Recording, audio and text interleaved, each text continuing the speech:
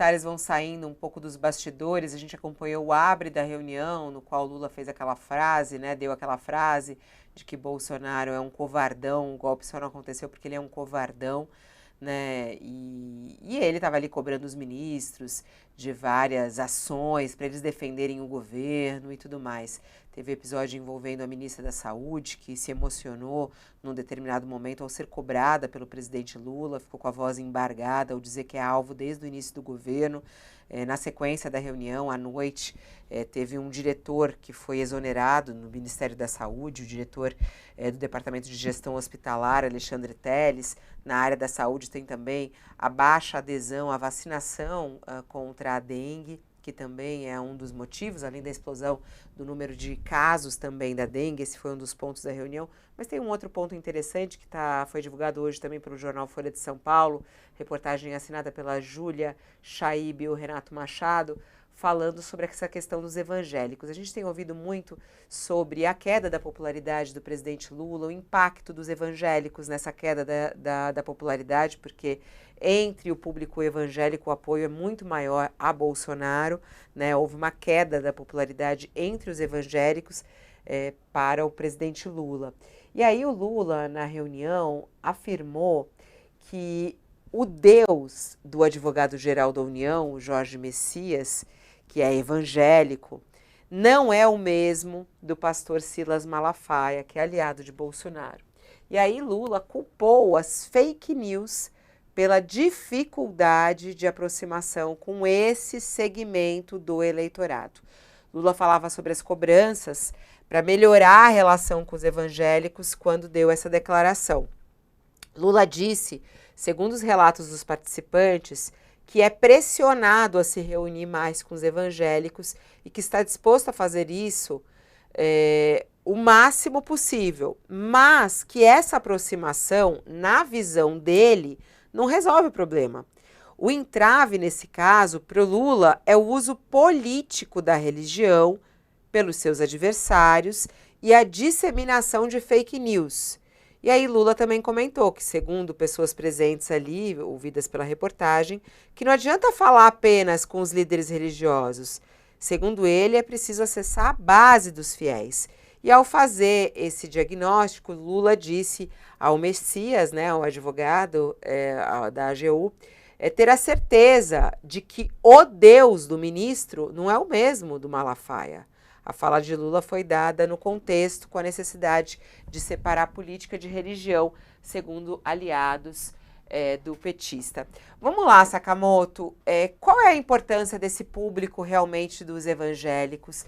Lula tem que falar diretamente com a base, ou seja, com os fiéis. Como é que você vê essa declaração dele de que o Deus do Messias não é o mesmo Deus do Malafaia? Forte essa fala aí, né?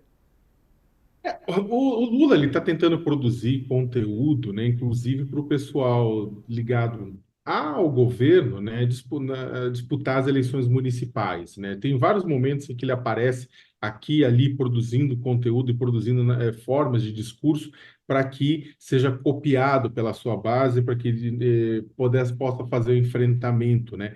Eu acho esse enfrentamento dessa forma equivocado, porque existem formas efetivas de que do presidente Lula poder atingir o setor dos evangélicos, que é o setor importante, né? Ele atingiu, claro, dentro do limite do que poderia atingir nas eleições presidenciais de 2022, reforçando a memória que ele teve nos governos um e 2, os governos um e 2, do papel de cuidador, do papel olha, o bom cristão cuida das pessoas, o bom cristão, ele tira a fome das pessoas, ele garante alimentos, ele vai garantir qualidade de vida.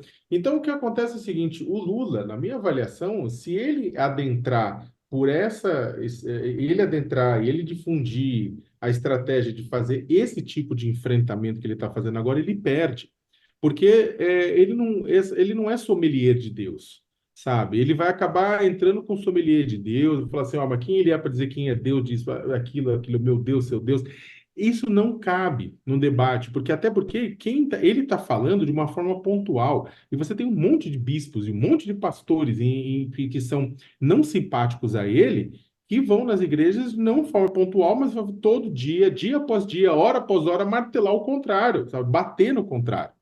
Eu acho que o Lula deveria investir na busca da narrativa de atingir esse público, né, pela forma que ele conseguiu atingir, ainda que parcialmente, porque esse público tem uma conexão muito forte com o bolsonarismo por uma série de razões, ele não vai fazer uma guinada agora, o Lula não tem como trazer o grupo evangélico inteiro para dentro, mas ele é capaz de trazer as classes C, D e E de volta para perto, principalmente D e E, e esse é o ponto, né? E você tem intersecção, evangélicos, que também se tem uma grande composição de evangélicos nessas classes sociais, principalmente C e D. E está com o Lula ainda. Agora, C e D, o Lula precisa, né, buscar de volta, o que foi fundamental para a eleição dele, e você tem muitos evangélicos lá. E se ele garantir, né, se ele garantir políticas públicas para aumentar o poder de compra, para aumentar a quantidade de comida na mesa, sabe, se o emprego continua crescendo, se a renda continua crescendo, se os juros continuam caindo, e se ele consegue controlar a inflação, né, se ele consegue avançar no controle da inflação, esse grupo vai cair por gravidade no colo dele. Todo mundo? Não, não todo mundo. Mas pelo menos esse grupo pendular, o que vai votar no Bolsonaro, que é contra o Lula, que acha o Lula o demônio, já era, não vai ter. Agora, esse grupo pendular, como diz a professora Esther Solano, que ora pode votar no Lula, ora no Bolsonaro, que ora se conecta em pautas de costumes e comportamentos e ora em pautas econômicas, ele pode ficar com o Lula e com os aliados do Lula nessas eleições. Mas aí precisa o Lula atuar numa narrativa disso, numa narrativa mostrar o que ele fez, mostrar os ganhos que houve, mostrar as ações que ocorreram que ajudaram esse grupo e continuar agindo para trazer para garantir a melhoria na qualidade de vida dessa classe trabalhadora. Aí você vai ter os evangélicos, uma parte deles, pelo menos, a parte pendular, de volta para o colo dele. Interessante. Ô, Josias,